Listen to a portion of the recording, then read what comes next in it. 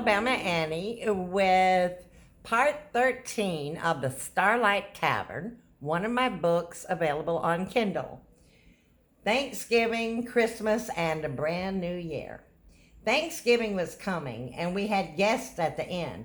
Most of them were visiting family on the mountain. Aunt Mary and Miss Hattie had been shopping for the occasion that week before school let out, and I didn't get to go, but they'd bought all of my favorite things. They had cranberries and oranges and some dainty little cookies shaped like turkeys. Mr. Harvey had dug us some yams and new potatoes from the garden that we would bake and boil, and I got to pick out another pumpkin from the pumpkin patch that we would make into pies with. And Uncle John was going down to a farm in the valley to get us a big old turkey, and he said I could come along with him. Armed with a pecan pie and 2 jars of Hattie's berry preserves, we climbed into his truck for the ride down to Sequoia. We kept driving past the train depot and the general store and the grocery, leaving Main Street for the road to the old mining town. It was the first time I had ever been that far. I had only seen that part of the valley from the mountain. We drove along the rutted road, past abandoned houses and through a thick patch of trees, arriving finally at a big, run-down house with a pasture and barn out back. Cows and horses grazed in the pasture, and chickens scattered as we drove into the yard as Uncle John honked his horn, and we pulled to a halt and got out as a big red rooster ran toward us. He startled me. I screamed and jumped back into the cab of the truck until that rooster ran off somewhere again. I had been chased by a rooster once at home. It had belonged to one of our neighbors, and it would peck you if it got the chance. The door to the house opened, and a little old lady steps outside, wiping her hands on her apron, and she came out to greet us. "How are you, Miss Clara?" John asked as he reached into the cab and brought out a basket of goodies. "Here are a few things from Miss Hattie," he said as Miss Clara thanked him and took a look in the basket. Then she turned her attention to me. "And who is this little one?" she asked with a slight Irish accent, and Uncle John introduced me to her. Then we walked around the house to a pen, and inside the pen were 20 or 30 big, fat turkeys, strutting and clucking as she opened the gate, and we went inside. She pointed out this bird and that to us, and Uncle John finally settled on one of those and caught that turkey up by his feet. Then we followed Clara out the gate again and closed the gate behind us. I followed them toward the barn, and then Uncle John told me to wait there with Miss Clara, who made small talk with me about this and that before John returned with a headless bird. He walked past us without a word and laid it in the bed of the truck, wiping his hands on a rag, and I was speechless as he turned to me and said, "Well, where did you think turkeys came from anyway, the grocery store?" On the way home, he told me that Miss Clara had run a boarding house in the old mining town when it had been open, and that she had taken in guests like we did at the tavern, but that now she lived there with her son Jackie. He said Jackie had been born deaf and he could never have talked, but that he was a good hunter. Sometimes I'd see Jackie up on the mountain, he said, with a brace of squirrels he's killed for them. He told me if I ever saw Jackie, I didn't have to be afraid of him, that he was a good boy.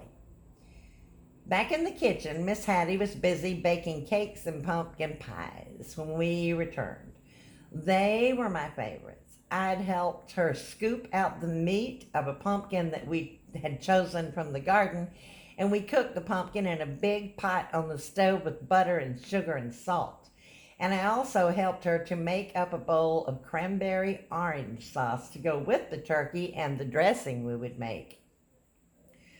We baked up several pans of cornbread to make the dressing from, letting it cool before breaking the bread into chunks in a big mixing bowl. And we put on a hen to boil as well. and the kitchen smelled wonderful. It smelled of sage, nutmeg, sugar, and cinnamon.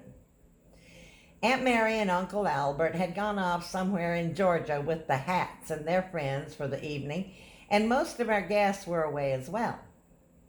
3 of our guests would have Thanksgiving dinner with us the following day, and I was upset with Aunt Mary. I'd tried not to be, but Albert had stayed at the tavern for several nights since I'd first met him on Halloween, and it turned out he was not really my uncle at all, of course. One afternoon, I'd gone to find Aunt Mary after I got home from school. I had seen them kissing in the hall outside her office, and he was supposed to be sleeping upstairs in a room, but I had often heard him come to my aunt's door several times when he stayed over. I really hadn't thought much or cared about her other boyfriends because they had come and gone, but this one seemed to be hanging around a little longer than the rest, and she'd not spent very much time with any of us at all since he'd been there. She was never down for breakfast, of course, unless there was some morning obligation she had to tend to. But since Uncle Albert had showed up, she wasn't even there for dinner most nights, and she'd only come to my room a couple of times to read me a quick story before she said goodnight. She talked about Albert all the time and would tell me how much I'd like him if I would just get to know him a little more, but I didn't want to get to know him, and I told her so. I didn't like him very much at all, and when she announced that he would be there over Thanksgiving and that I'd better not be rude to him, I made up my mind I would just ignore the both of them. But it turned out, despite Albert staying for Thanksgiving, that our dinner was wonderful, and I even had a surprise. When I was helping Miss Hattie set the table for dinner, she said I'd need to add an extra place setting, and I figured another of our guests had checked in. But soon the doorbell rang, and she asked if I would go and get it. I opened the door to find Miss Martha standing there. I let out a whoop as she swept me up and hugged me, and Miss Hattie came to greet her as well, and we showed her to a room, and I was overjoyed to see her. It wasn't any time until Miss Hattie and Miss Martha were best friends. Mr. Harvey, Uncle John, and everyone, they all got along. Myra and Carl Olstein arrived for dinner, and for once she wasn't dressed like a giant flower. But Carl smelled like he had bathed in beer, and Lenny and his parents were there too, as well as William Post, who came to join us. There were the Bells, and Miss Martha, and Patsy, and Doc, and Aldous Wells arrived soon. He walked through the door, dressed just the same as he had been on Halloween. He looked straight at me and smiled, and then he greeted everyone. The best part of Thanksgiving to me is the dinner and all those leftovers. The turkey we got at Clara's house was delicious, and the dressing too. The sweet potatoes and all of the other foods were very good, especially those pumpkin pies. Those had been Mama's favorite, and it had made me think of her. She'd always baked one just for me. After dinner was over, Lenny and I went into the parlor and sat by the fire. We listened to his little battery radio that he brought along, as well as a game for us to play. It was a game called Pick-Up Sticks, and 2 of our guests joined in the game as well at the corner table in the parlor. Then Aldous and Uncle John, William and Harvey came in from smoking on the porch and settled into chairs beside the fire. Aldous is going to tell us a story, John announced, and everyone took their seats and the room got quiet. Aldous sat down in the chair opposite William's rocking chair and said he would tell us a tale about the circuit rider in the little settlement of Willstown in the valley. I had heard in school about this settlement. It was the home of many Cherokee and early settlers as well who lived there together. We all got quiet as Aldous began his story. It was around the year 1815 when a Cherokee chief known to his people as the Glass along with Cyrus Kingsbury, a New Englander and a newcomer to our area, explored Lookout Mountain together along the north end of the valley for a site to build a mission. The site was located in the valley below Signal Mountain, and they soon built a school as well. Then, around 1817, Cyrus Kingsbury left Lookout Mountain, headed south to the Choctaw Nation to establish another mission school there, and after that, several missionaries passed through the area. But in 1818, the Presbyterian minister by the name of Ard Hoyt arrived from Pennsylvania with his large family and settled in just a little north of the old mining town down in the valley. Now, Willstown is a large area, not to mention the settlements along the mountain as well. It is a long way for a circuit rider to ride, but with the help of a good man by the name of Joseph Blackbird, an educated Cherokee who had converted to Christianity like Chief John Ross and his family, the two did the best they could for a time. And by 1823, the Willstown School and Mission were built at the foot of Lookout Mountain just north of the town of Sequoia, and Reverend Ard Hoyt took charge of it. The Reverend Hoyt's son Darius became the first teacher to hold classes at the school. It was a one-room schoolhouse, much like the one you children attend, Aldous remarked, saying it was awfully cold in the winter though. Even when I wore my heavy coat, he said, then quickly corrected himself. Even when you wore a heavy coat, it was cold. Then he took a drink from his cup and continued on. But I knew what he'd said. I'd heard him and I'd remembered. One of the students was a very bright, beautiful Cherokee girl by the name of Asha. She was very elegant in her speech and mannerisms, and many of the papers she wrote and talks she gave were so appealing that they were printed in the Cherokee language that Sequoia, or John Guest, had created.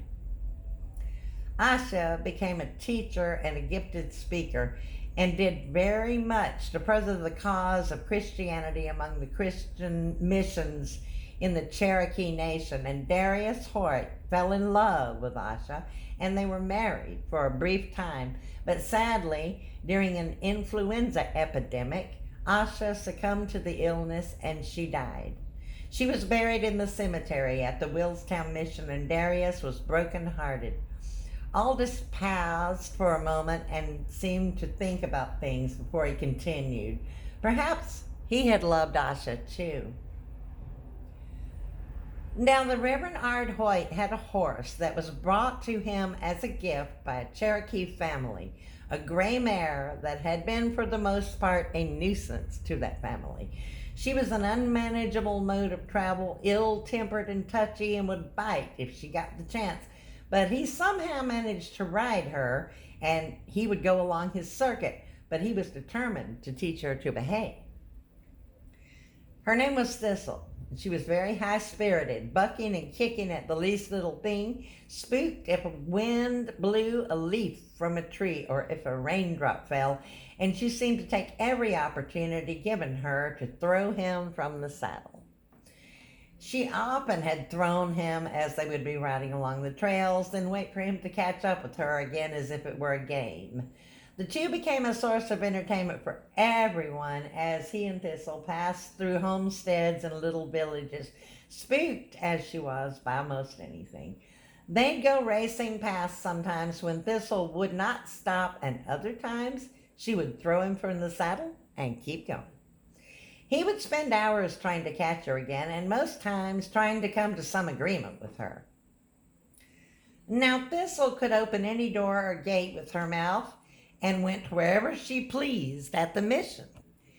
And on several occasions she had come into the school during class and into the nearby trading post as well, helping herself to grain or whatever she could find.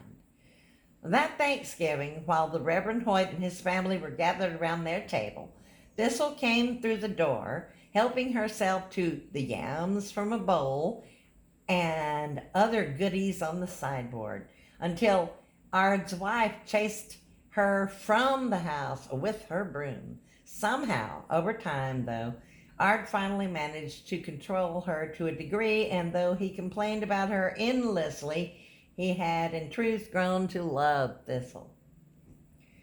He was the person she would allow to bridle her, and only him, and only she would allow him to ride her. And Ard discovered that the only time Thistle would calm down a bit was when he would sing to her as they rode along. So that became a new thing with them. It was said that a body could hear Reverend Ard and Thistle coming from a great distance away as he sang with that very loud, untrained voice of his. But after several years of their riding circuit together, Reverend Ard took ill, and Thistle knew that something was wrong from the very first day he did not come out to feed her. She wandered in and out of her paddock and into the mission and stuck her head into the window of his study, where he often sat at his desk writing letters. When the Reverend passed away, she stood nearby during his funeral and later laid herself across his grave, or she'd stand for hours waiting for him. Finally, when Thistle had grieved and accepted that the Reverend was gone, she relented and allowed his son Darius to take up the reins and ride her, and so the work his father had begun continued. Darius and Thistle rode those familiar trails she knew so well until Thistle died, and when she passed away, she was buried beside Reverend Ard in the cemetery with a marker in her honor. As Aldous concluded the story, we applauded, and I knew Aunt Mary had been right about one thing. He told a very good tale, almost as if he were there.